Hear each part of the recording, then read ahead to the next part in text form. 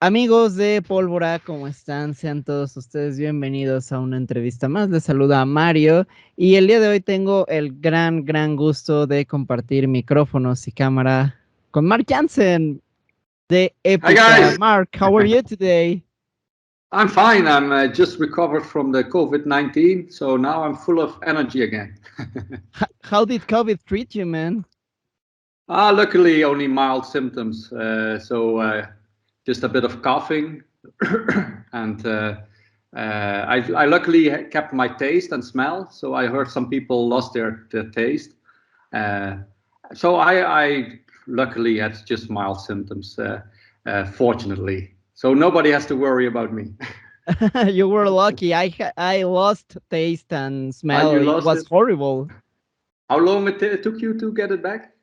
It was quick, like a week.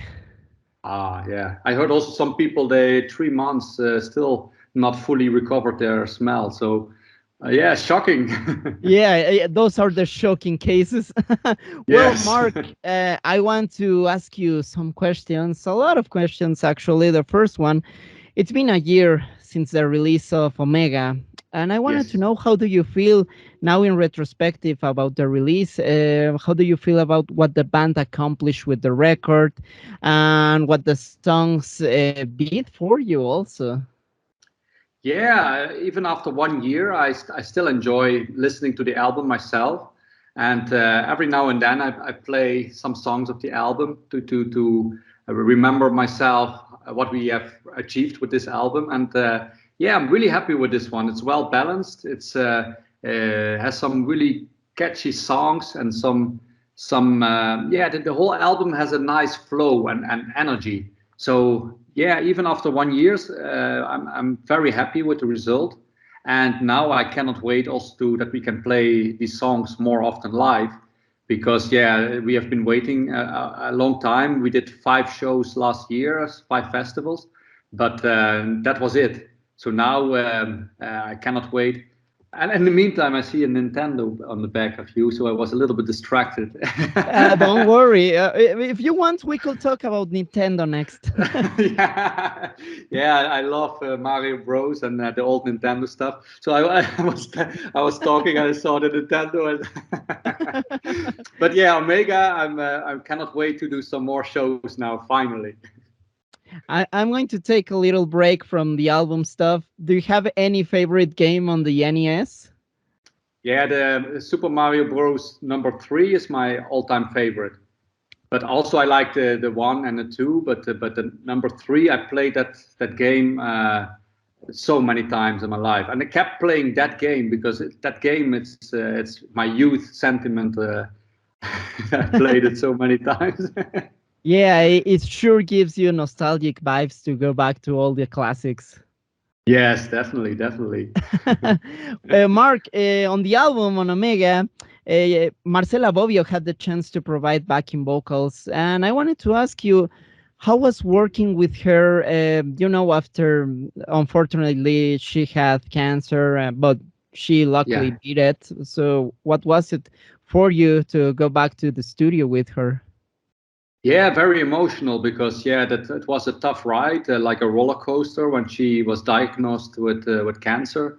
Yeah, that's really tough. I'm also together with her in another band called Mayan. Yeah. So it was a really tough time. We were a lot in touch, and uh, luckily you could see she was all the time getting better and better. And now she's full of energy again. And so to be back with her in the studio was a very emotional moment. It was, I think, one of the first times she was in the studio again after her recovery. So yeah, it was amazing to have her back amongst us and seeing her doing so great, because she's such a wonderful human being, so always positive and always helpful to everybody and warm-hearted. So you think nobody ever deserves something like this, but especially people like her who are so good. Then yeah, really glad that she's back and doing well. So nice to hear about that because yes, I love her. I love how she sings on her other projects too. And now that you mention also Maya, and I had the chance to watch you on your last concert here in Mexico, And yes, I wanted to ask you, Mark. I know you're busy with Epica right now, but do you think that maybe in the near future we could expect something new from Mayam? Yes, we are actually also talking about that in the band, and it's about time that at a certain point, and I think it will be soon, that we start working on a new album, because we are all eager to write new music, and so I think that in the upcoming months we will start with some new music, without Oh, promising anything, but it's looking good. you didn't promise, but I already feel hype about it. Cool. Nice. Now, Mark, on Omega, you also had two special guests. The first one being Vicky from The Agonist. If you can share us some moments spent with her, and how was the approach with her, also to invite her to the album. Yeah, we were having needed a spoken word in a song, and we Yep. thought it would be good with a powerful female voice. And as we toured with her, we know her very well. So Kun said, let's ask her," and she was right away up for doing that. And yeah, so she had it's a short part, but she did the perfect job for that, and it sounds exactly like we were hoping for. I like her a lot. I think she was a great replacement for Alisa in the band. Yes, she did really well and still does. And I think so too, that she was the best possible replacement. Definitely, yes. Cool. And another guest you also had on Omega was, I'm sorry if I misspell the name, I'm terrible at it, but Saher from Mirath was also, Yes. and she gave some Arabic vocals, which I thought Yeah. they were great, man. Yeah, indeed. That also we were missing some kind of extra touch of vocals there, and we asked him because also with him we toured, and so it was a small step to ask him, would you like to do some atmospherical vocals there? He said right away yes, and then when we got the result back, it was exactly also what we were hoping for. So. Um, yeah, amazing job, and that song did lift the song also to the next level. Nice. Now, Mark, I want to move forward to some other questions I have for you. The first one, some years ago, you released as Epica music inspired by Attack on Titan. And Yeah. I want to know if have you ever thought about making one of those other albums inspired by other anime series that you would like to explore? What do you think about it, and how do you felt about what this EP on on Titan released? Yeah, this came on our path because we got approached by the company to if we were interested in uh, taking these songs and making them like with an Epica approach and record them. And then we said yes, we would like to take this challenge, but only if we can have make it sound exactly like we want. So with a real orchestra, real choir, so that it get the typical Epica sound and the Epica quality, but of course with the Attack on Titan music. And they said yes, and we did it, and it was a great challenge. And I'm really happy with the outcome because it's a perfect blend between Attack on Titan and the Epica sound. So yeah, and also still many fans start talking about it when we do a live show, for example. They start talking about that EP. So in the future, there's definitely a chance that we do something like that again, but it needs somebody to ask us if we are interested in doing so, because yeah, it's a lot of time and effort, and also budget-wise, you need a company investing in that to make it possible. And like that, everything came perfectly together. And hopefully, we get a chance to do like something like this again in the future. Yes. I hope so, but besides what you just mentioned about having the chance and the time for it, do you have any particular wish list of maybe some anime that you would love to work with? Not really a wish list, but in another corner, I would love to do one day, for example, some music for a adventurous movie of a Hollywood movie. So Oh, if there would be something like Gladiator, a movie like Gladiator or King Arthur, something like that. That would be a great next new challenge that we have never done before. You have been in the on the industry for a long time. You really have never been approached to compose a soundtrack for a film. Yeah, we have actually, and the album, the score that we released already in 2005, I think it was. That was because we made the music for a Dutch movie, and Oh, but yeah, that was already great to make music for a movie, but it would be something else to make music for a Hollywood movie that would sure. be of a different level, of course. Yeah. And Mark, talking about Hollywood, I know you love Star Wars, and I had to ask you a couple of questions related to that because I want to know what do you think about the recent TV shows released about Star Wars, like The Bad Batch and even The Mandalorian. What do you think about them? Yeah, actually, the reason why I like Star Wars is a lot is the music. So John Mhm. Williams. So Yeah. I don't know that much about the music, the movies themselves, but I love to listen to John Williams his tunes. So, for example, when you have like Eve Hutz, the bass player, the ex bass player of our band, he was a big fan of the Star Wars movie. So he probably you could best ask him such a question, or Rob, the new bass player. He's a Okay. big movie fan in general. He knows a lot of things about movies. But I'm more the guy who's interested in the music behind the movies. And John Williams is really one of a kind. He's a fantastic film composer. It's so majestic how he puts all these music and arrangements together. It's really, really well done. That's one of the top quality composers around. Yeah, he's a master of all soundtracks in Hollywood history. And I want to stay here for a little while, Mark, because you mentioned that the thing that gets you the most is the soundtracks and the music. Do you have any other favorite soundtracks that you would like to share with us? Yeah, I'm also a big fan of Hans Zimmer. Uh, Hmm. and he did yesterday a show in the Netherlands, actually, but I live nowadays in Italy, so unfortunately I could not go there. But I would have loved to be at that show as well myself. So, for example, we mentioned already earlier The Gladiator. Yeah. That's one of my favorite soundtracks ever. And also the King Arthur soundtrack, also I love a lot. And also I'm a big fan of the soundtracks of Ennio Morricone. Oh, So great. that's even some older stuff, and Danny Elfman.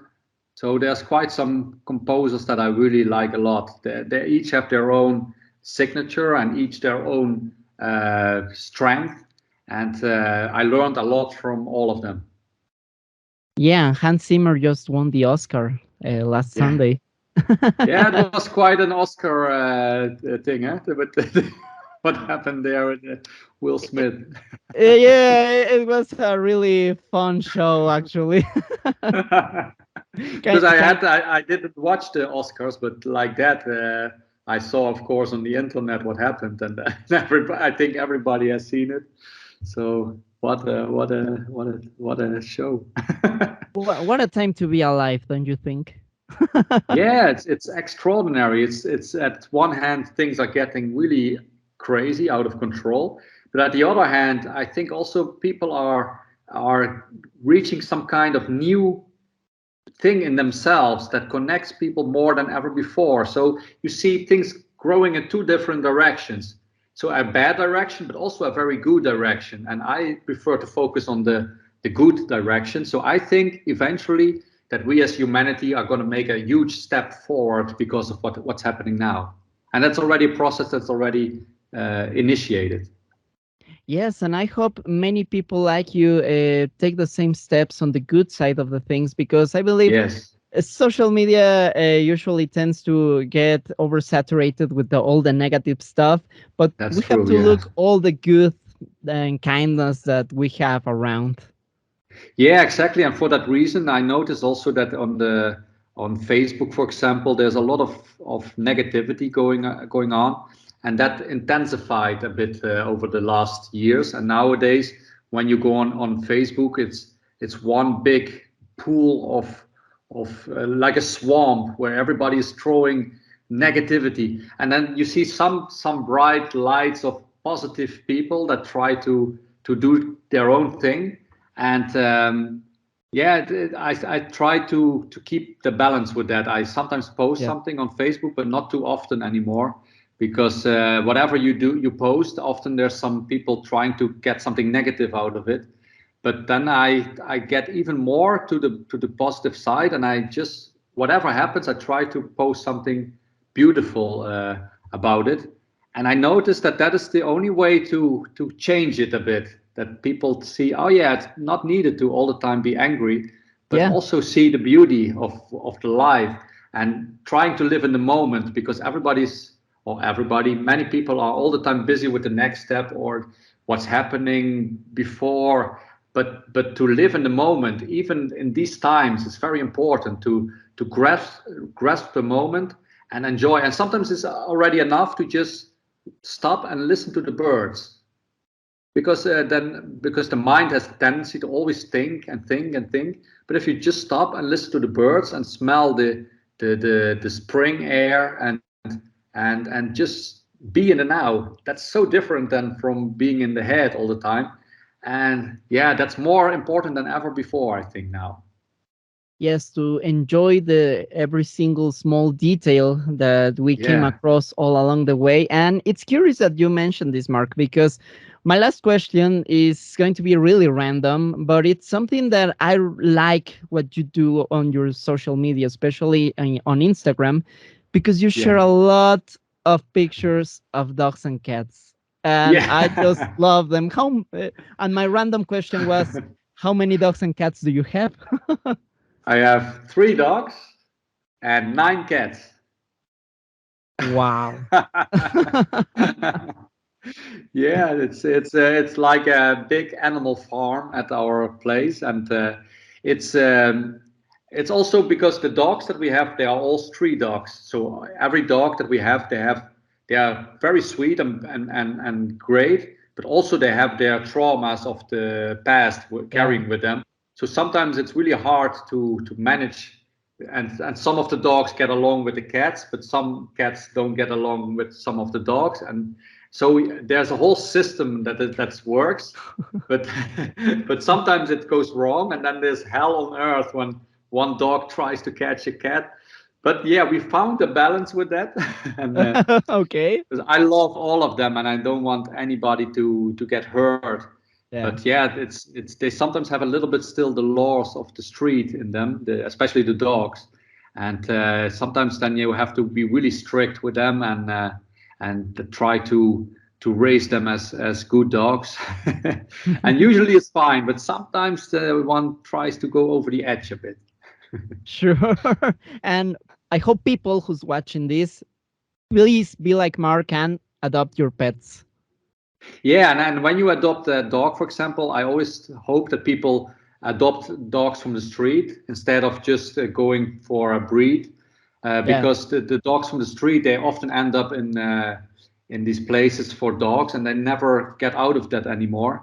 And shelters, that was the word I'm looking for. And then they never get out of it anymore for the rest of their lives, and that's very sad. But if they Yeah. find a home, they can, for the rest of their life, at least enjoy a nice warm family.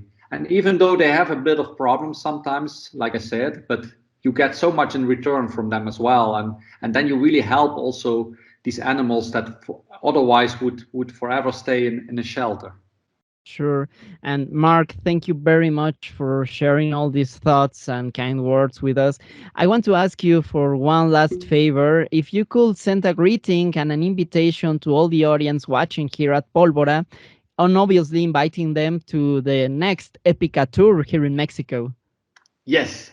Hi, guys, and everybody watching Pólvora. Hopefully, you come to our tour in Mexico. It's called the Omega Mexican Tour. So, hopefully, see you there. Stay tuned. Cheers.